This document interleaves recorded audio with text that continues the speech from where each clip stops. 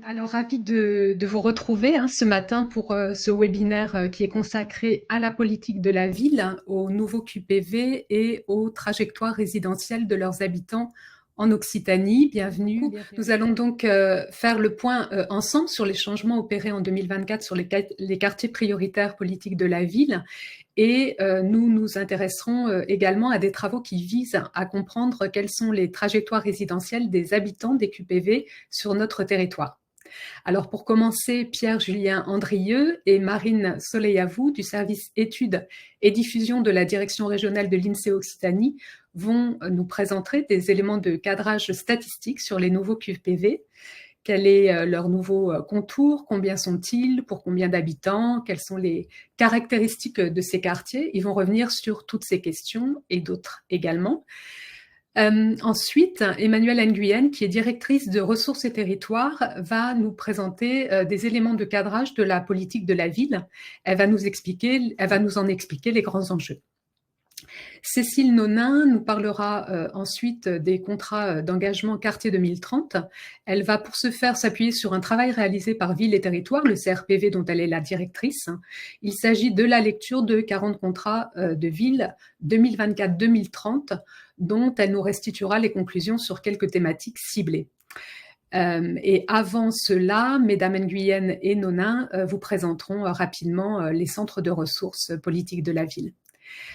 Pour finir, Lorraine Villacampa et Marine Soleillavou du service études et diffusion de la direction régionale de l'INSEE Occitanie nous présenteront une étude régionale sur les mobilités résidentielles au sein des QPV dans leur ancien contour.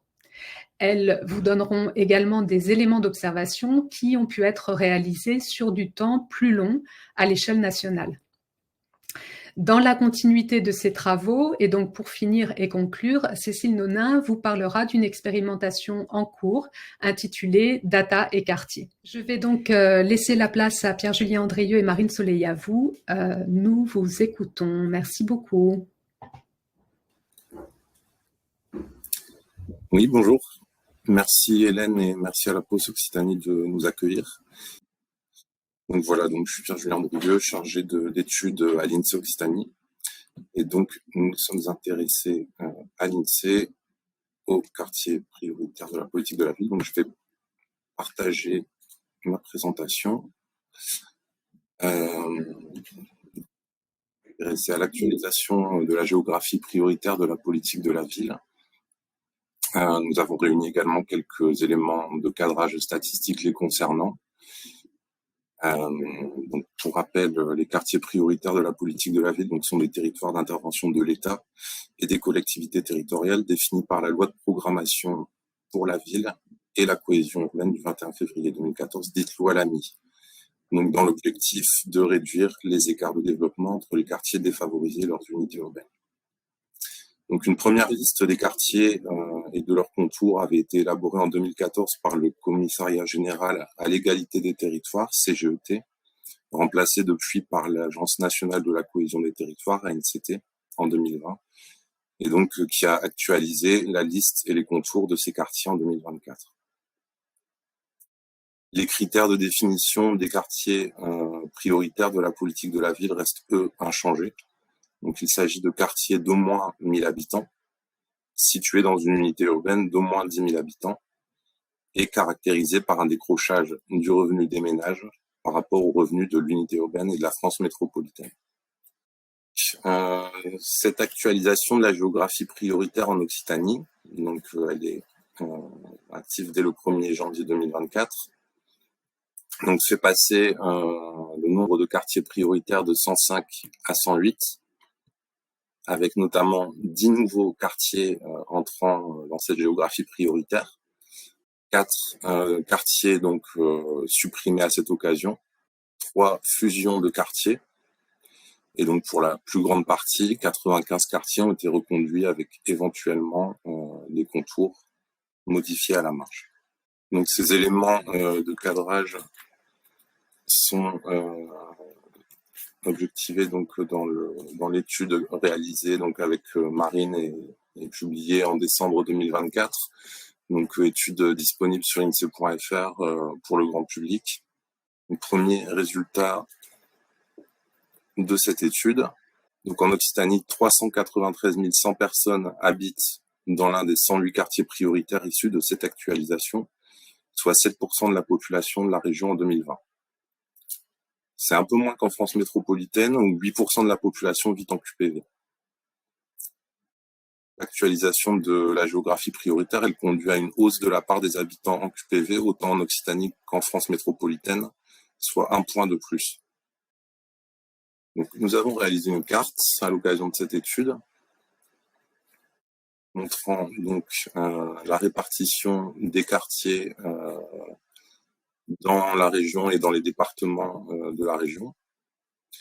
Donc ici, on voit donc les anciens QPV au contour similaire ou modifié dans une teinte bleutée et les nouveaux QPV dans une teinte rouge. À noter que depuis la création d'un QPV en Lozère, à Mende, donc tous les départements sont désormais concernés par la géographie prioritaire de la politique de la ville. Donc le tableau de données nous informe aussi que c'est dans l'Hérault que nous retrouvons le plus de quartiers prioritaires de la politique de la ville, avec 21 quartiers, que c'est dans le Gard où la plus grande part de la population est concernée, vit dans un quartier prioritaire, et que quelques départements donc sont concernés par un unique quartier prioritaire. Cette carte nous montre également que les 5 QPV les plus peuplés se trouvent à Toulouse, au Grand Mirail, avec 35 000 personnes, à Montpellier, à la Mosson, avec 22 000 personnes, ou encore à Béziers, dans le centre-ville, avec 19 000 personnes. Donc la population vivant dans le quartier prioritaire de la politique de la ville, en Occitanie, est particulièrement pauvre. C'est un des résultats marquants de cette étude, puisque la moitié des habitants des QPV, 51%, est en situation de pauvreté monétaire en 2021. Donc pour rappel, un individu ou un ménage est considéré comme pauvre lorsqu'il vit dans un ménage dont le niveau de vie est inférieur au seuil de pauvreté, donc seuil qui est fixé le plus souvent à 60% du niveau de vie médian, ce qui correspond en fait en 2021 à un revenu disponible de 1 150 € par mois pour une personne vivant seule, ou de 2 080 € pour un couple avec un enfant. Donc 51% de personnes en situation de pauvreté monétaire dans les QPV d'Occitanie. Donc ça en fait la région de France métropolitaine où le taux de pauvreté dans ces quartiers est le plus élevé, pas loin de 7 points par rapport au niveau national. On peut noter aussi que les 5 quartiers prioritaires les plus pauvres de France métropolitaine sont localisés en Occitanie, avec notamment à Perpignan le quartier Bavernais, ancien Zus, ou le quartier Roi de Majorque, et encore le quartier Champ de Mars, à Nîmes aussi, dans le quartier Pisevin-Val-de-Gour, et à Béziers, Iranger-Grangette, où plus de 7 habitants sur 10 vivent sous le seuil de pauvreté. Nous avons identifié également quelques pistes pouvant expliquer que les habitants des QPV soient plus pauvres en Occitanie qu'au niveau France métropolitaine. Tout d'abord, comme le montre le graphique, on a une population des quartiers prioritaires en Occitanie qui est moins bien insérée sur le marché du travail. Les niveaux de pauvreté plus élevés donc dans les quartiers prioritaires de la politique de la ville d'Occitanie sont en partie liés à ces difficultés. En 2020 notamment, d'une part, on a 40% des habitants des quartiers prioritaires d'Occitanie en âge de travailler qui sont inactifs, c'est-à-dire qu'ils n'occupent pas un emploi et n'en recherchent pas. Donc ce niveau est 5 points plus élevé que dans l'ensemble des QPV de France métropolitaine. Et d'autre part, l'Occitanie est aussi la région de France métropolitaine où les habitants des QPV occupent le moins souvent un emploi. Donc 41% des 15 à 64 ans travaillent. Donc une population moins bien insérée sur le marché du travail d'abord, comme vu. Et deuxième point notable, donc les habitants des QPV occupent plus souvent des emplois précaires. Donc lorsqu'ils occupent un emploi, les habitants des QPV d'Occitanie ont une situation plus fragile sur le marché du travail que dans l'ensemble des QPV de France métropolitaine. D'une part, une personne en emploi sur 4 a un contrat à durée limitée, soit 2 points de plus qu'au niveau national. Donc les contrats à durée limitée comprennent notamment les contrats à durée déterminée ou CDD, les contrats d'intérim, d'apprentissage, de stage ou encore les contrats aidés. Donc une personne sur 4 en contrat à durée limitée d'une part, et d'autre part, le temps partiel est aussi plus répandu dans les QPV d'Occitanie. Une personne en emploi sur 4 y est à temps partiel, ce qui est 3 points de plus qu'au niveau national. Voilà donc les deux pistes qui expliquent en partie le taux de pauvreté plus élevé dans les QP d'Occitanie qu'au niveau national. Donc voilà pour les résultats marquants de cette étude. Donc comme je le disais plus tôt, qui est disponible gratuitement sur INSEE.fr. INSEE.fr qui, par ailleurs, donne accès au grand public à des données qui sont nombreuses, qui sont téléchargeables et gratuites, à la fois donc sur l'ancien contour des quartiers prioritaires de la politique de la ville, donc les QPV 2015, mais aussi sur les nouveaux contours, valables au 1er janvier 2024. Avez-vous des données concernant les personnes retraitées, nous demande Laurence Birolichi. Non, on n'a pas de données spécifiques sur les personnes retraitées dans les quartiers prioritaires. Donc, il ne me semble pas que parmi les données dont on dispose, qu'on ait de données spécifiques uniquement centrées sur les plus de 60 ans. Après, par contre, on peut avoir la répartition de la population en QPV par différentes tranches d'âge, mais c'est le seul détail qu'on aura par tranche d'âge. Après, on n'a pas d'indicateur spécifique décliné sur les personnes retraitées ou sur les personnes âgées de plus de 60 ans. Clément Santinon nous demande l'INSEE prévoit-il de réaliser une analyse selon des familles de QPV, comme cela avait été le cas en 2018? Alors, pour l'instant, au niveau de la région, on n'a pas à court terme de publication prévue à nouveau sur les quartiers prioritaires, mais il est prévu de réaliser effectivement ce qu'on appelle une typologie pour rassembler les QPV dans des classes selon des caractéristiques proches. Donc, une typologie au niveau national qui devrait être réalisée d'ici la fin de l'année.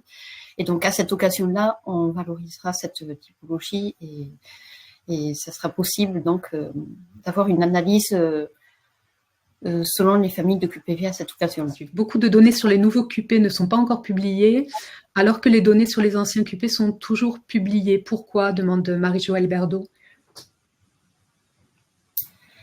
Alors là, en fait, la mise à jour donc des données sur INSEE.fr mise à disposition, elle se fait au fil de l'eau.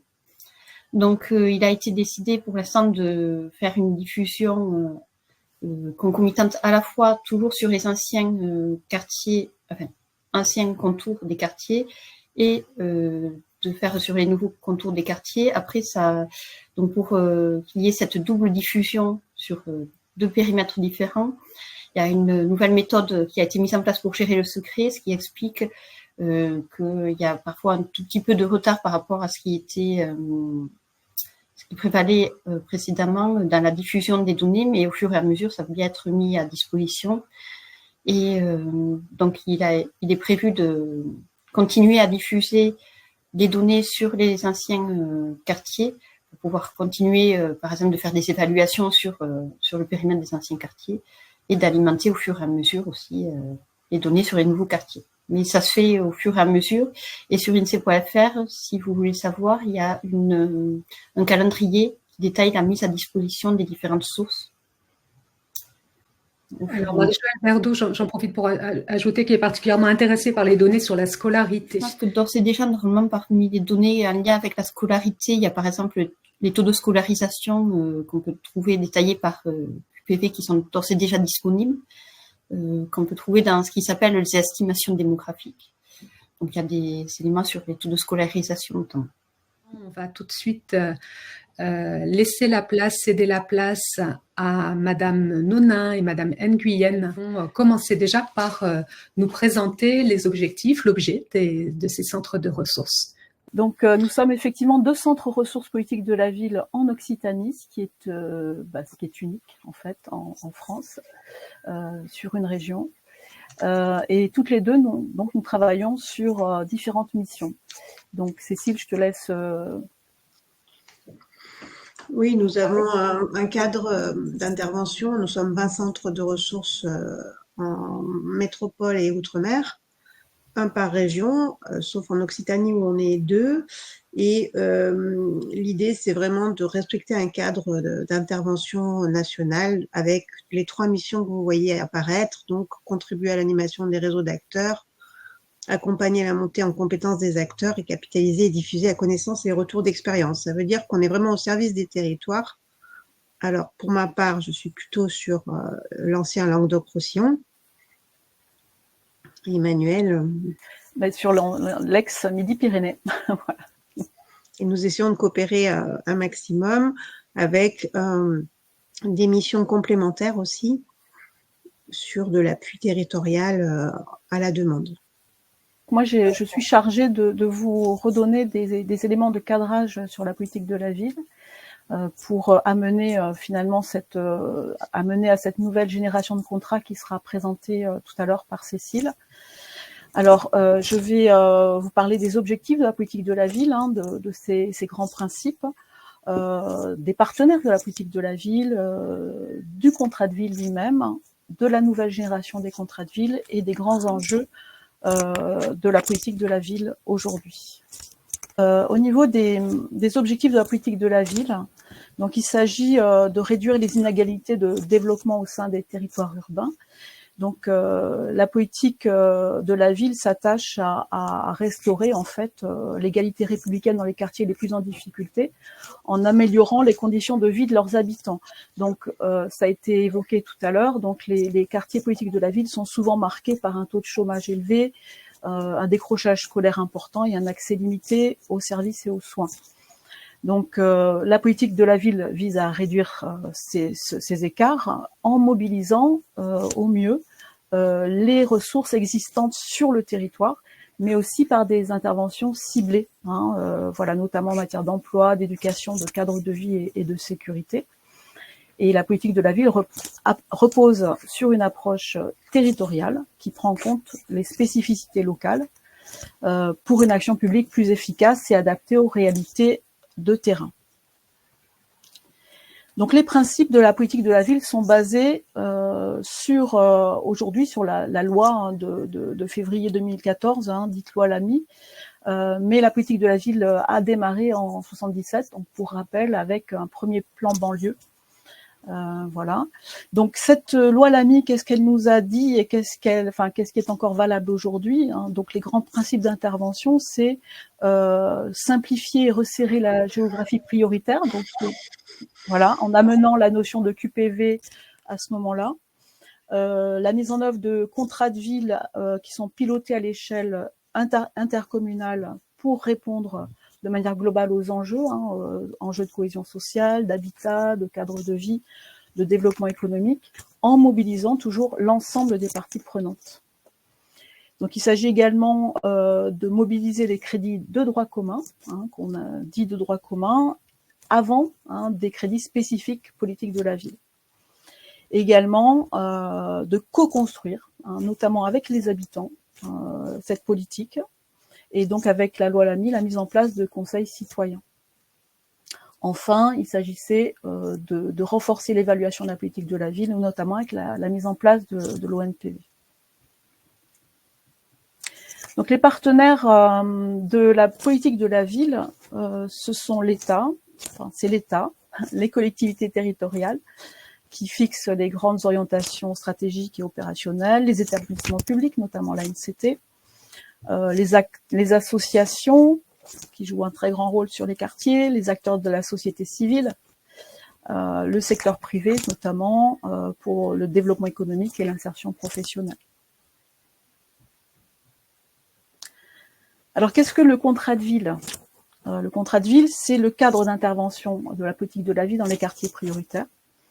Et donc le contrat de ville définit à l'échelle de chaque intercommunalité ou commune les besoins prioritaires des quartiers et de leurs habitants et précise de quelle manière les politiques publiques sont mobilisées pour répondre à ces besoins.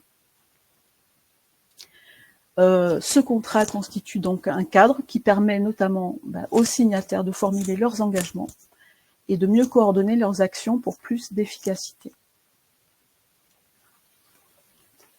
Parlons maintenant de la nouvelle génération des contrats de ville engagement quartier 2030.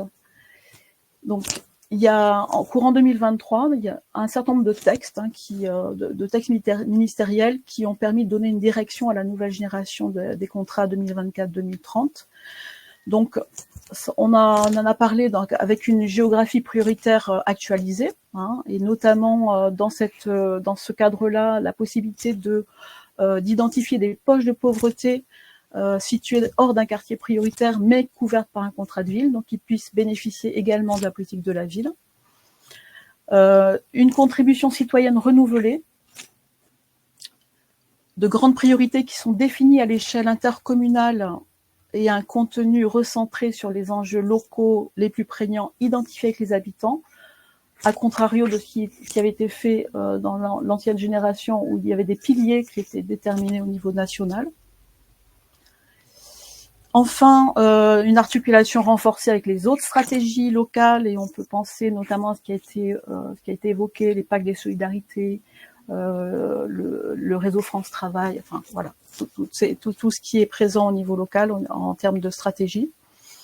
L'intégration d'un volet investissement et la mobilisation des acteurs privés, et également un financement prioritaire par voie de CPO pour sécuriser notamment les associations. Donc il y a également un événement important qui est venu guider cette nouvelle génération, donc le CIV, Comité interministériel des villes, donc qui a identifié 4 axes. Donc un axe pour la transition écologique, donc on a parlé notamment de quartiers résilients, fonds verts, la réhabilitation des copropriétés dégradées. Un axe pour le plein emploi, donc par l'insertion, l'entrepreneuriat, la lutte contre les discriminations à l'embauche, et l'engagement sociétal des entreprises.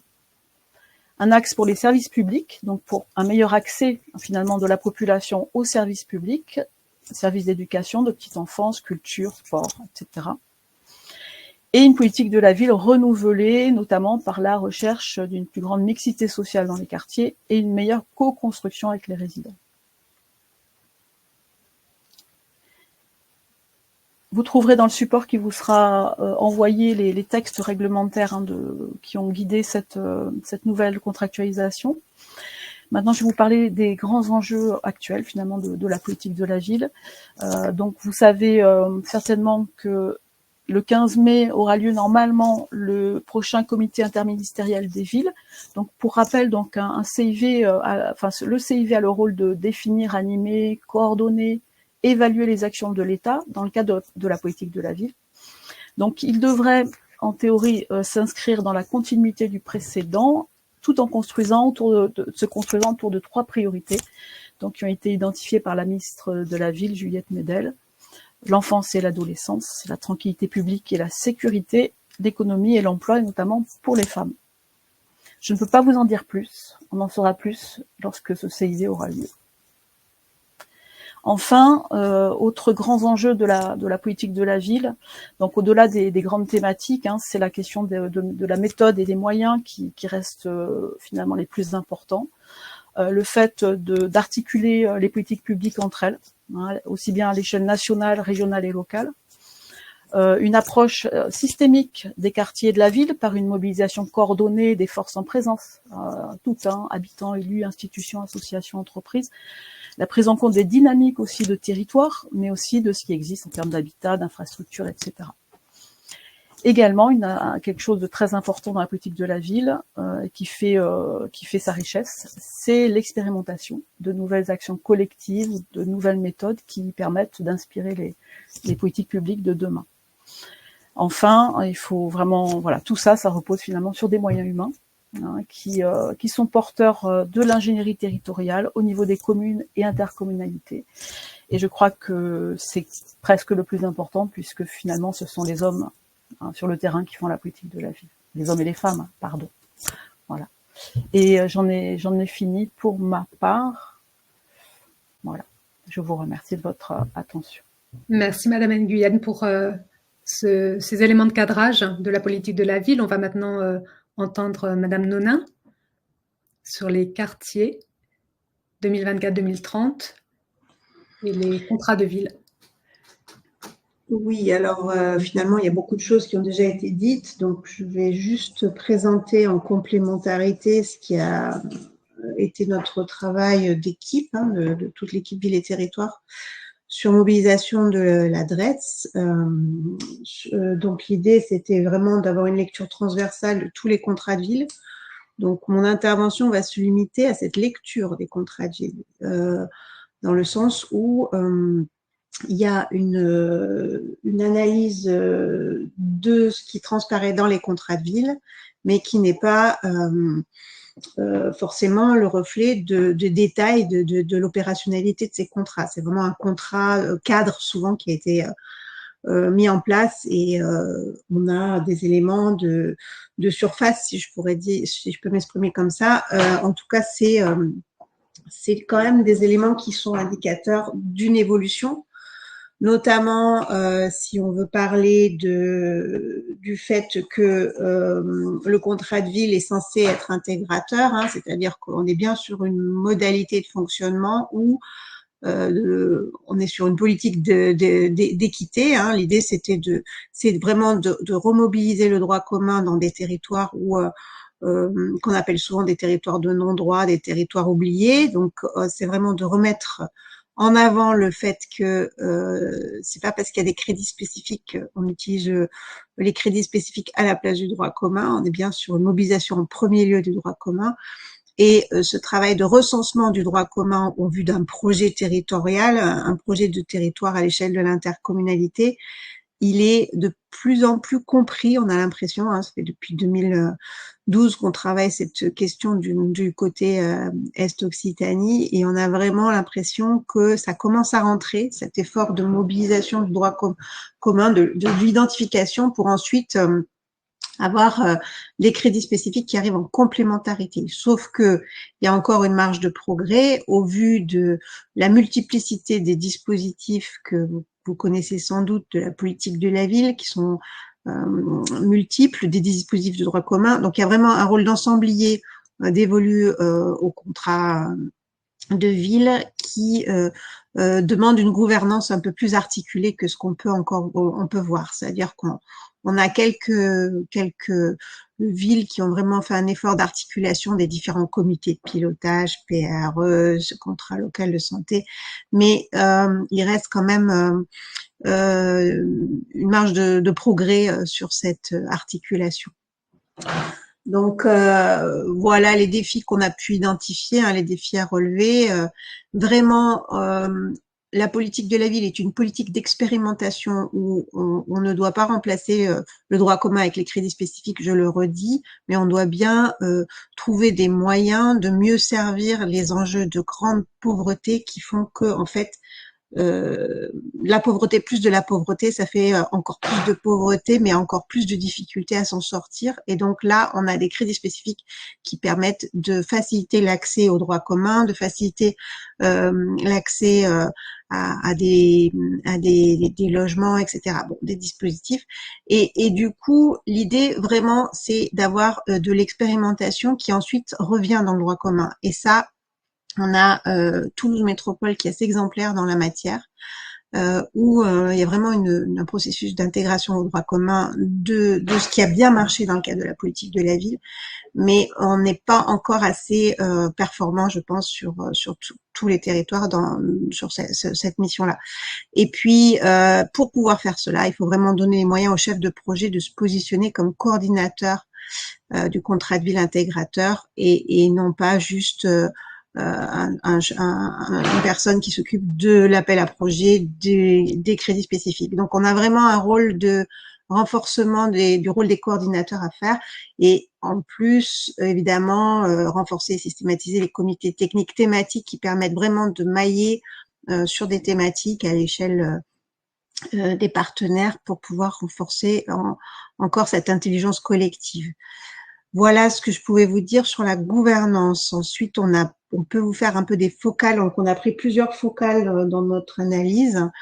Moi, je vous ai extrait la question de la santé, qui est quand même la priorité nationale, la santé mentale. Donc, santé mentale, une articulation avec les enjeux de santé qui qui se retrouve notamment au niveau des habitants. Les habitants ont donc été quand même systématiquement sollicités dans l'élaboration des nouveaux contrats de ville et ils ont fait remonter des enjeux prégnants en termes de santé, la difficulté d'accès aux soignants et aux spécialistes, les problématiques de santé mentale avec la souffrance psychique, les risques face aux addictions, un besoin d'avoir davantage de lieux d'écoute pour les habitants, une envie d'avoir accès à une alimentation saine et de qualité. Tout ça, ça ressort dans les différents contrats de ville, dans les différentes enquêtes qui ont été préalables à la rédaction des contrats de ville.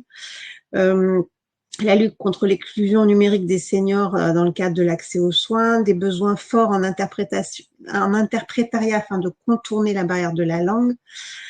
Tout ça a été remonté par les habitants et du coup, cela s'est traduit en orientation stratégique et opérationnelle qu'on a pu retrouver dans les contrats de ville avec l'accès aux droits communs en santé, aux soins pour les habitants, réduire le non-recours, le développement de l'offre de soins à proximité au sein des QPV, les actions de prévention en santé avec dépistage, etc., les actions de promotion en santé, par exemple le bien-être au travers de l'activité physique et sportive, l'accès à une alimentation saine et favoriser le bien-être psychique, une bonne santé mentale à tous les âges de la vie. Une articulation avec les différents dispositifs, donc l'ARS, les CLS, les CLSM, etc., le projet régional santé-environnement, tous les schémas régionaux qui ont pu être produits, le PAT, toutes ces différentes programmations qui sont réfléchies dans d'autres sphères doivent vraiment faire sens commun au niveau du territoire. La politique de la ville, c'est vraiment une politique assez exceptionnelle dans le sens où elle est vraiment à une maille territoriale et non thématique. Et du coup, l'idée, c'est vraiment d'arriver à faire atterrir les différentes politiques thématiques sur un même territoire et de les coordonner. Donc, un gros effort d'articulation encore à avoir, mais qui, au travers des contrats locaux de santé, peuvent être avancer de façon intelligente avec des fiches actions dédiées, des fiches actions aussi CLSM, de santé mentale. Tout ça se travaille au niveau local, effectivement, comme disait Emmanuel, avec de l'humain. Les publics cibles, ce sont en général les enfants et les jeunes, les femmes et les publics isolés et vulnérables comme les seniors. On est vraiment sur un enjeu divers en termes de public. Les défis à relever qu'on a constaté, c'est la notion de parcours de santé, santé mentale, le parcours de soins. Certaines priorités évoquées par les habitants trouvent peu d'écho dans les objectifs opérationnels des contrats de ville, par exemple la médiation en santé, la réflexion sur l'interculturalité en santé, la santé participative et communautaire, et l'engagement des ARS dans les contrats de ville qui restent assez imprécis. Donc, il y a un travail de rapprochement avec les ARS de clarification à mener. Nous avons au niveau de ville et territoire des webinaires régionaux sur les questions de santé mentale. Le dernier était sur la santé participative et communautaire. Si vous voulez avoir les webinaires suivants qui sont quand même vraiment intéressants, ils font participer des chercheurs, des témoignages terrain.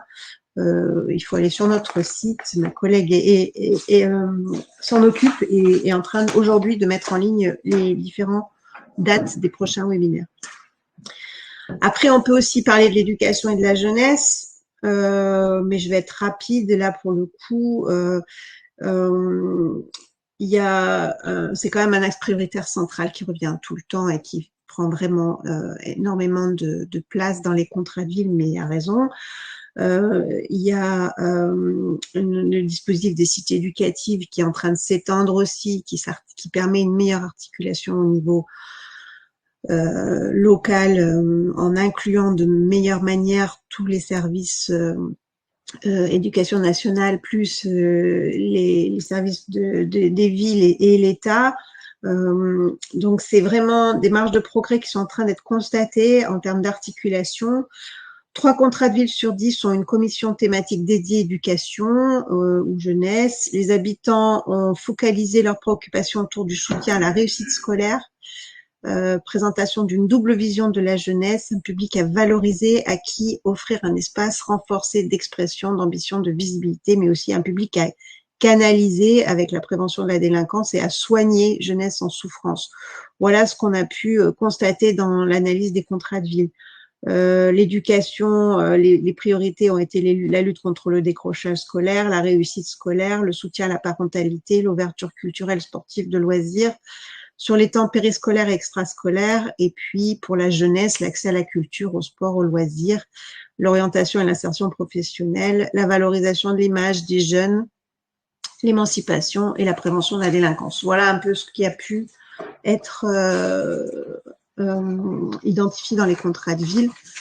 Et ensuite, en termes de public, on est bien sur le public jeune, vraiment un axe sur le public jeune, avec des enjeux de santé, d'emploi, prévention de la délinquance, citoyenneté, VRL.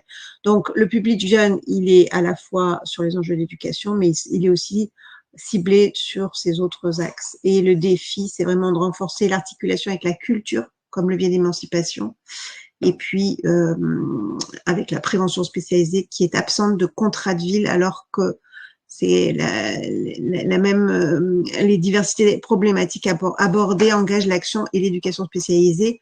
Vraiment, il y a un enjeu de renforcer cette dimension d'éducité. Voilà ce que je peux vous dire. On a dans le document qu'on a réalisé, on a aussi l'axe accès au droit, on a tout, enfin, beaucoup d'axes qu'on a étudiés de façon un peu plus précise, mais je pense qu'on va s'arrêter là.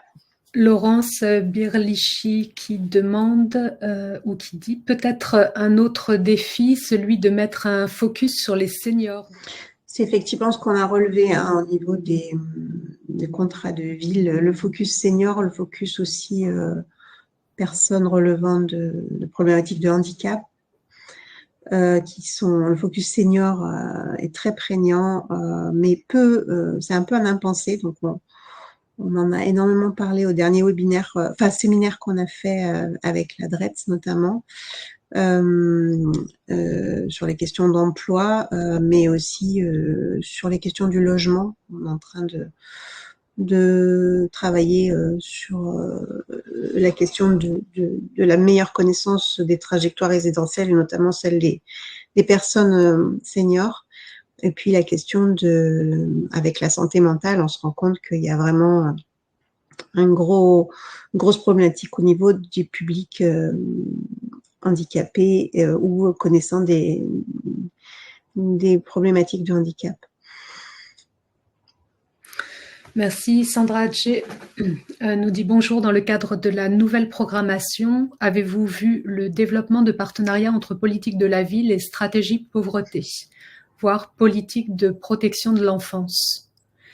Elle ajoute, le partenariat de ces politiques étant souhaité par les instructions ministérielles. Alors, on est en train de mener des entretiens justement avec des personnes ressources. On a rencontré Montpellier, Toulouse, on est en train de rencontrer Perpignan, et puis ensuite on rencontrera des conseils départementaux. C'était effectivement une recommandation d'avoir une articulation stratégie pauvreté contrat de ville, sauf que ça a rarement été réfléchi de cette manière-là en amont. Donc c'est un peu un impensé à nouveau qui est en train d'être analysé par nous, mais aussi je crois par Emmanuel de son côté également, puisque nous sommes toutes les deux missionnées en plus de nos missions classiques politiques de la ville sur l'animation du plan pauvreté. La question de la protection de l'enfance et notamment de la participation des familles pourrait-elle être travaillée dans vos politiques?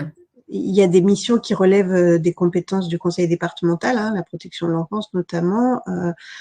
Dans le cadre de la politique de la ville, on travaille beaucoup sur les questions de parentalité et de comment on peut accompagner les parents à remplir leur rôle de meilleure manière, à raccrocher un peu mieux aux questions, aux droits communs, toujours pareil. On essaye de les encourager au travers soit des programmes de réussite éducative, les PRE, soit sur des politiques, des actions dédiées vraiment à la parentalité en lien avec la CAF. Mais alors après, sur la protection de l'enfance en tant que telle, je pense que c'est vraiment un sujet très particulier et qui relève vraiment de politique du travail social.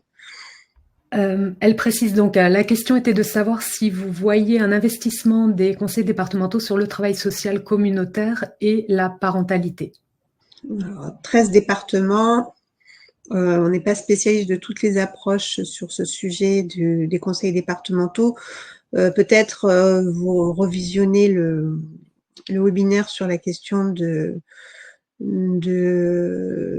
la santé communautaire qui a été réalisé par ma collègue sur vraiment la question de la parentalité pure. Je ne saurais pas répondre à cette question-là. Je ne sais pas si toi, Emmanuel, tu peux dire s'il y a un investissement des conseils départementaux sur le travail social communautaire et la parentalité. Moi, je ne saurais pas répondre pour les 13 départements. De toute façon, on peut répondre que oui, en fait, parce que en théorie, les QPV n'excluent pas le droit commun. Au contraire, enfin, je veux dire, si les conseils départementaux œuvrent dans les QPV. Après, est-ce qu'il y a des actions spécifiques en lien que les conseils départementaux mettent en place dans les QPV?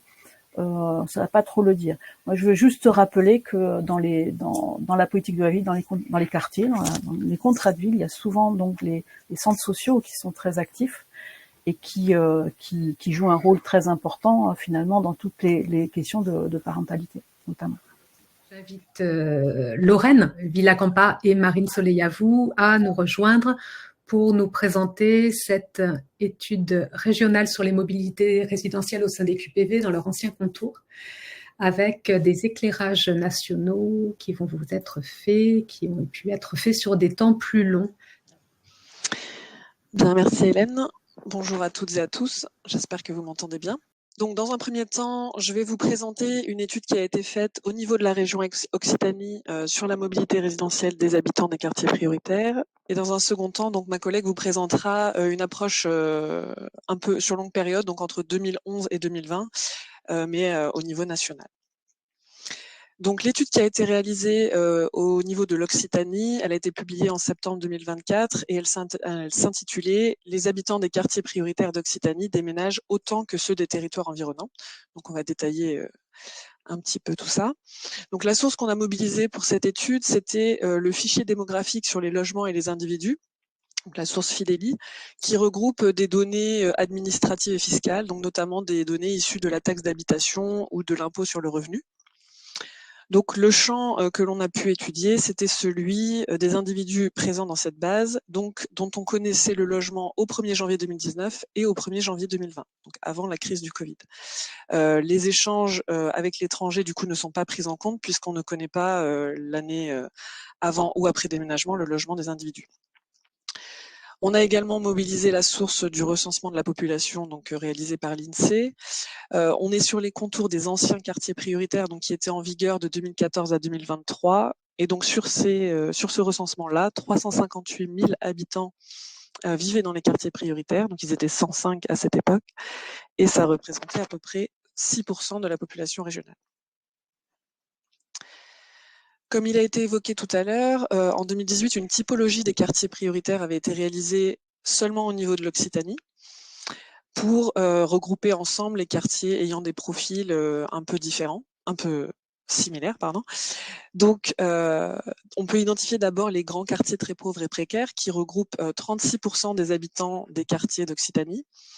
Donc les plus emblématiques peut-être le quartier du Mirail à Toulouse, le quartier de Mosson à Montpellier et le quartier Pisevin-Val-de-Gour à Nîmes, par exemple.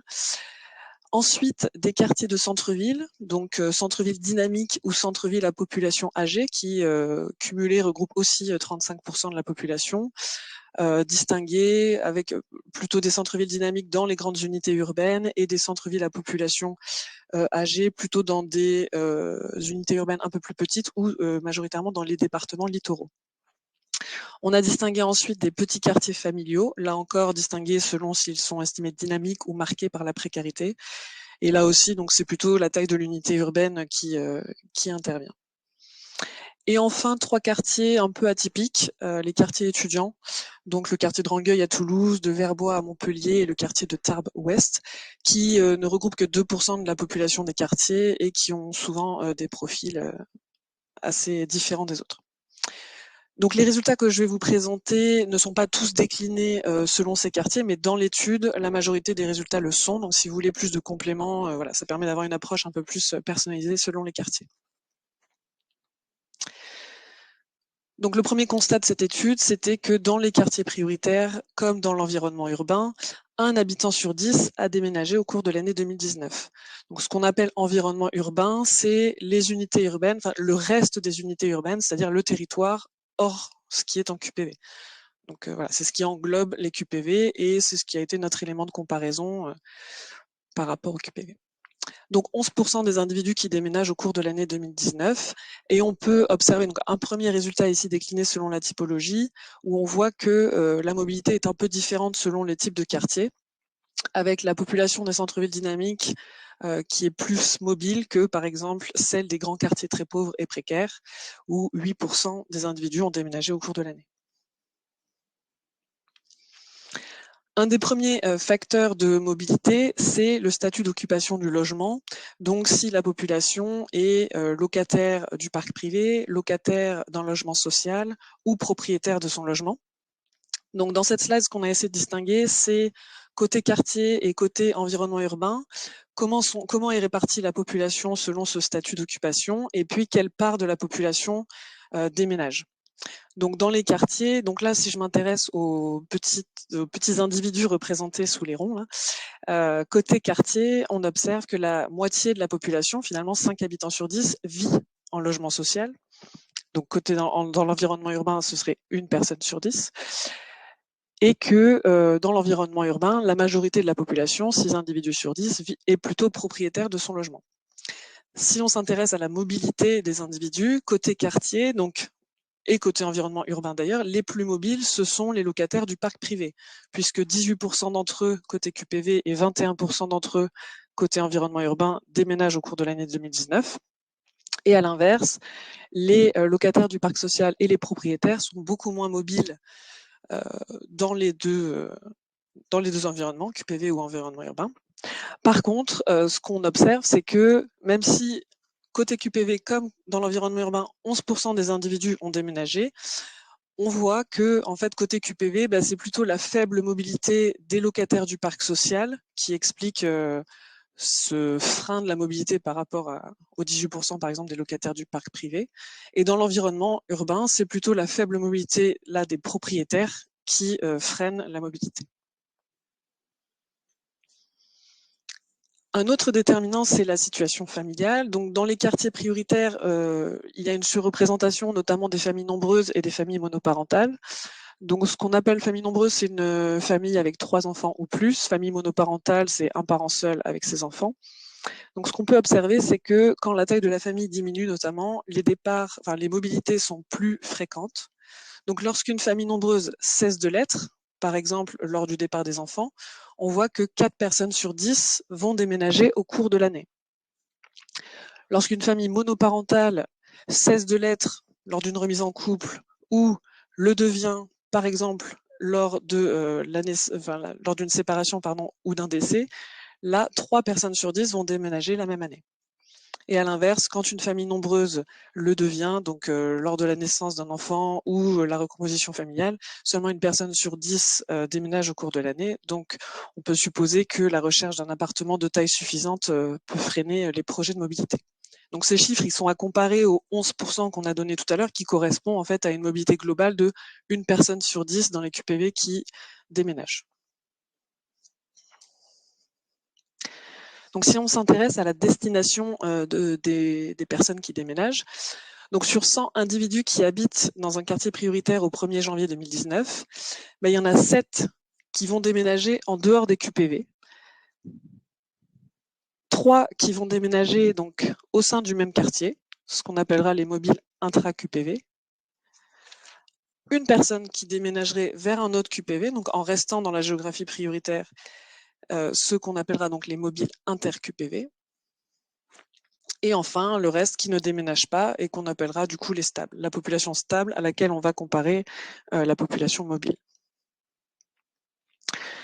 Un premier constat, c'est que ceux qui déménagent en restant dans la géographie prioritaire, ils sont plus pauvres que ceux qui la quittent. Donc si on s'intéresse aux mobiles inter-QPV ou aux mobiles intra-QPV, peu importe qu'ils restent dans le même quartier ou qu'ils en sortent, on voit qu'ils ont un niveau de vie inférieur à la fois aux sortants, donc qui quittent la géographie prioritaire, et aux stables qui n'ont pas déménagé. Donc le niveau de vie médian, enfin le niveau de vie tout court, c'est finalement le revenu disponible des individus après prélèvement des impôts ou prestations sociales. C'est le même pour tous les individus d'un ménage et simplement on utilise des pondérations pour tenir compte de la taille du ménage évidemment. Donc voilà. Et le taux de pauvreté que je ne redéfinis pas, qui était simplement 60% du revenu, du niveau de vie médian justement.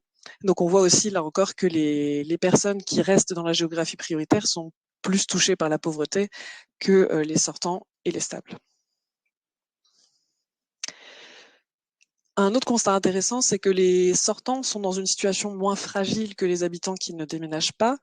Donc ils ont à la fois un niveau de vie plus élevé que la population stable, les 2 années, avant et après déménagement, et que leur sortie de la géographie prioritaire coïncide avec une augmentation du niveau de vie un peu plus élevé, donc de 8%, alors que seul des stables est de 3%. La sortie des quartiers prioritaires s'accompagne aussi avec un changement de statut d'occupation du logement. On voit que on quitte souvent le logement social en même temps que la géographie prioritaire. Donc, ceux qui quittent, alors c'est vrai que je ne peux pas montrer sur le graphique, mais ceux qui quittent la géographie prioritaire, c'est le champ de ce graphique, et qui étaient locataires HLM du parc social en 2019, il y en a 6 sur 10 finalement qui vont quitter le parc social, soit pour devenir locataires du parc privé, soit pour devenir propriétaires de leur logement. Ce qui fait qu'en 2020, donc 23% de ces sortants sont locataires du parc social, soit 13 points de moins qu'en 2019, et 24% sont propriétaires de leur logement, donc quasiment le double de ceux qui l'étaient en 2019. Si on bascule maintenant de point de vue et qu'on ne s'intéresse plus aux personnes qui déménagent de la géographie prioritaire, mais à ceux qui emménagent en géographie prioritaire, et qu'on s'intéresse à la provenance de ces emménagements, donc on a constaté que 6 individus qui emménagent en quartier prioritaire sur 10 ne venaient pas de la géographie prioritaire. Donc sur le graphique, on observe que parmi ceux qui étaient déjà dans la géographie prioritaire, donc qui sont à gauche du graphique, finalement les 2 tiers venaient du même quartier prioritaire et 1 tiers venait d'un autre quartier. Parmi ceux qui n'habitaient pas en géographie prioritaire, donc plutôt les 2 portions rouges à droite, donc il y a à peu près la moitié qui venait de l'environnement urbain direct, donc de la même unité urbaine hors le QPV, et la moitié qui viennent d'une autre unité urbaine ou d'une commune hors unité urbaine. Donc ces entrants dans la géographie prioritaire, si on s'intéresse un peu à leur niveau de vie, ce qu'on peut constater, c'est que, alors déjà, ils ont un meilleur niveau de vie que la population stable des quartiers. Par contre, l'entrée en quartier prioritaire, elle coïncide plutôt avec une baisse de ce niveau de vie, une baisse de 5% entre l'année avant et après déménagement, alors que la population stable, comme on l'a vu tout à l'heure, le niveau de vie augmente de 3%. L'entrée en QPV, cette fois-ci, elle s'accompagne plutôt d'une entrée dans le logement social. C'est un peu normal puisque beaucoup de logements sociaux sont situés dans les quartiers prioritaires. Donc en 2020, 31% des entrants sont locataires du parc social. C'est plus 14 points donc par rapport à 2019. Et 16% sont propriétaires de leur logement, donc 9 points de moins que l'année précédente. Voilà, donc vous pouvez retrouver cette étude en ligne avec des données un peu détaillées selon la typologie que je vous ai présentée au début. Et je vais laisser la parole à ma collègue pour l'étude nationale sur du temps plus long. Merci Lorraine. Et donc pour terminer, je vais vous présenter quelques résultats d'une autre étude nationale qui apporte un éclairage complémentaire à ce que vient de vous présenter Lorraine. Puisqu'avec cette étude nationale, que vous retrouverez sur INSEE.fr, On va certes perdre au niveau de la précision géographique, mais par contre, on va gagner au niveau de la profondeur temporelle. Puisque cette étude nationale, elle porte sur ce qu'on appelle une longue période, puisqu'elle s'intéresse aux mobilités résidentielles entre 2011 et 2020. Donc cette étude a été possible grâce à l'utilisation d'une autre source, qui est l'échantillon démographique permanent. Donc il s'agit d'un panel sociodémographique qui permet de suivre les individus d'une année sur l'autre. Et donc là, en particulier, on va s'intéresser aux personnes qui étaient majeures au début de la période étudiée, c'est-à-dire en 2011, et qui vivent en France hors Mayotte. Et donc, comme dans notre étude régionale, le déménagement, ça correspond toujours à un changement de localisation de la résidence principale entre 2 années, selon les informations fiscales. Et donc, sur une longue période, donc en 9 ans, c'est-à-dire entre 2011 et 2020, les habitants des quartiers prioritaires au niveau national ont davantage déménagé que ceux de l'environnement urbain, puisqu'en effet, ce qu'on voit, c'est que 53% des personnes qui habitaient dans un quartier prioritaire en 2011 ont déménagé au moins une fois entre 2011 et 2020, contre seulement 47% des habitants de l'environnement urbain. Et donc, ces écarts de mobilité entre quartiers prioritaires et environnement urbain sont principalement liés aux différences de répartition entre propriétaires, locataires du parc social et locataires du parc privé. Donc, en tout, entre 2011 et 2020, il y a 10% des personnes qui étaient âgées de 18 ans ou plus en 2011 qui ont déménagé qui ont habité au moins une année en quartier prioritaire sur la période. Donc, ces personnes, elles ont des parcours résidentiels qui peuvent être assez différents, puisqu'elles peuvent avoir habité seulement une année en quartier prioritaire ou les 9 années en quartier prioritaire. Mais on peut tout de même les regrouper en 5 classes. Donc, comme dans l'étude régionale, on a 2 premiers parcours qui identifient ceux qui vont rester dans la géographie prioritaire tout au long de la période. Donc, on a les stables, c'est-à-dire ceux qui n'ont pas déménagé, et on a les mobiles qui ont certes déménagé, mais tout en restant toujours dans la géographie prioritaire. Donc, soit en restant dans le même quartier, soit en changeant de quartier prioritaire. Et au total, il y a près de la moitié des personnes qui sont restées en quartier prioritaire tout au long de la période étudiée. Ensuite, il y a 3 autres parcours qui, eux, vont contribuer à renouveler la population des quartiers prioritaires. Donc, comme dans l'étude régionale, on retrouve des sortants et des entrants de la géographie prioritaire, sachant que sur cette longue période, les sortants ont été 2 fois plus nombreux que les entrants. Et enfin, on a un parcours qui est identifiable uniquement en analysant les mobilités sur longue période. Ce sont les parcours passagers, c'est-à-dire les personnes qui alternent des logements en quartier prioritaire et en dehors des quartiers prioritaires. Et ceux-là, d'ailleurs, ils restent en moyenne sur la période 2 ans et demi en quartier prioritaire. À présent, si on s'intéresse à l'évolution du niveau de vie médian selon le parcours résidentiel, donc tout d'abord, ce qu'on peut constater, c'est que le niveau de vie médian des personnes qui ont habité au moins une année en quartier prioritaire entre 2011 et 2020, il est plus faible que le niveau de vie médian des habitants de l'environnement urbain, et ce, quel que soit le parcours.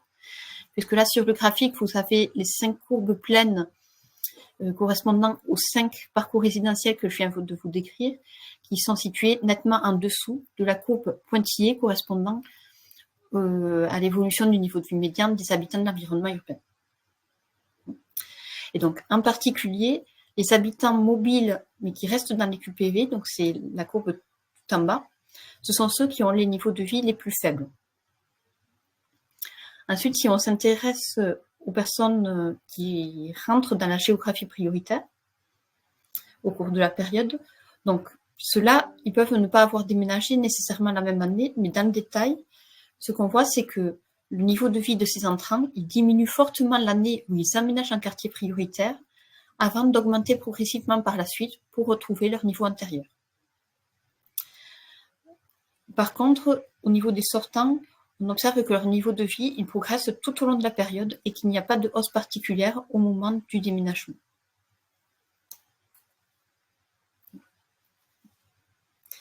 Donc, au niveau national, comme sur une longue période, on retrouve le même constat que dans notre étude régionale, à savoir que la mobilité va souvent de pair avec un changement de statut d'occupation du logement, puisque l'année qui suit leur départ, les sortants sont 2 fois plus nombreux à occuper un logement social, et inversement, les entrants, eux, sont 2 fois plus nombreux en logement social après leur aménagement.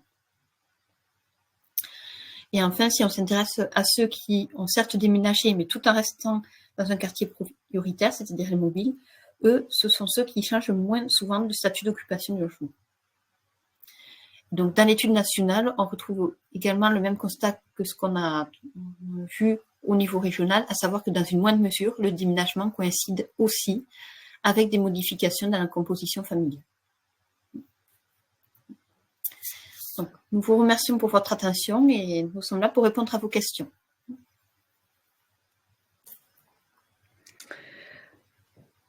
Alors, on va laisser les questions arriver et je vous propose plutôt d'y répondre à la fin. On va laisser la place à Cécile Nonin pour qu'elle nous donne des précisions par rapport à une expérimentation qui est en cours et qui est dans la continuité de ce que vous venez de nous présenter, et de l'étude régionale notamment.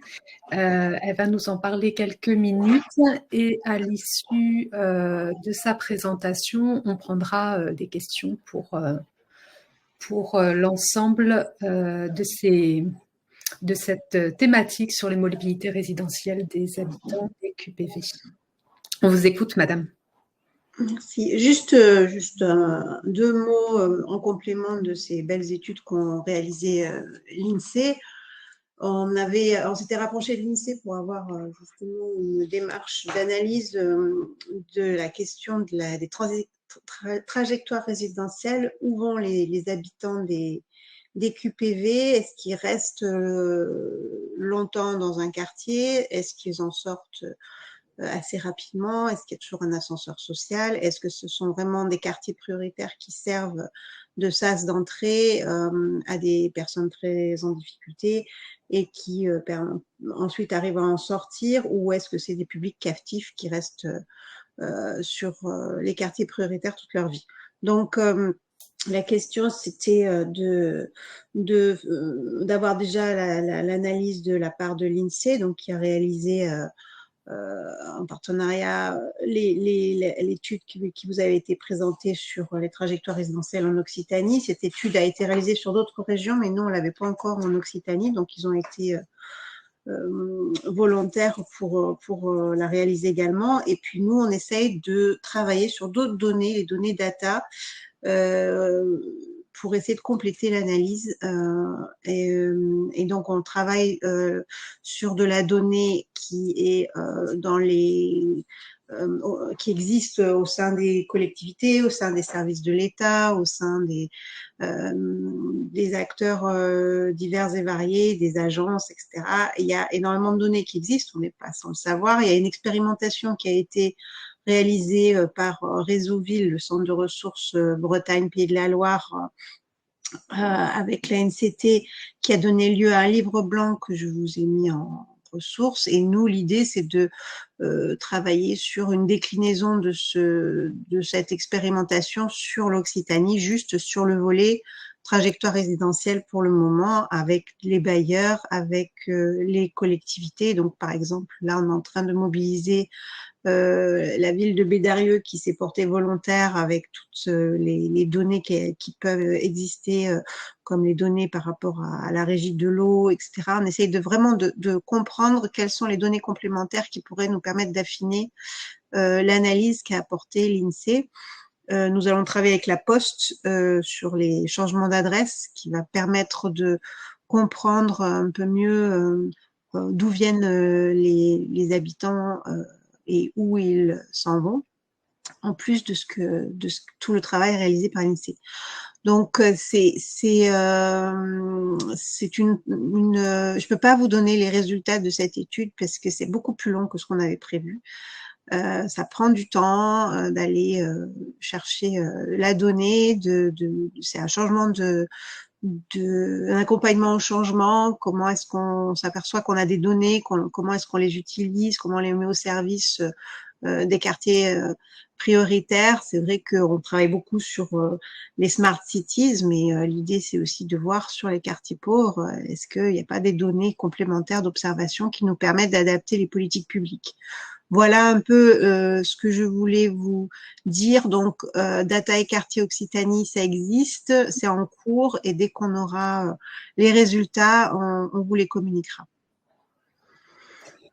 Alors, Laurence Birlechy qui vous demande, dans les études existantes ou à venir concernant les trajectoires résidentielles, y a-t-il des données concernant les âges des personnes ?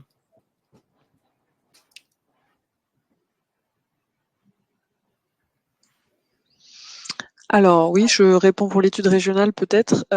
Effectivement, on a ciblé un peu deux catégories de personnes, on va dire.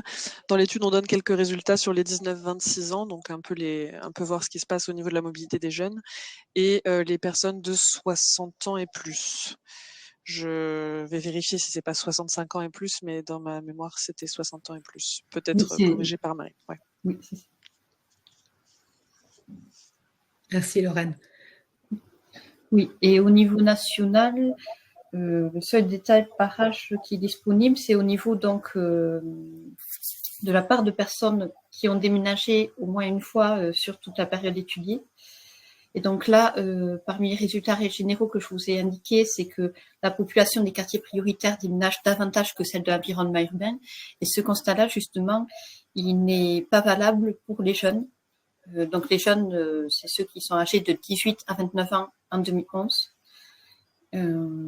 Donc là, par contre, les jeunes qui habitent en quartier prioritaire déménagent un peu moins que ceux qui habitent dans l'environnement urbain. Et donc, parmi les raisons qui sont avancées pour expliquer cela, il peut y avoir la décohabitation familiale plus tardive en quartier prioritaire, où les jeunes sont moins diplômés et plus fragiles sur le marché du travail.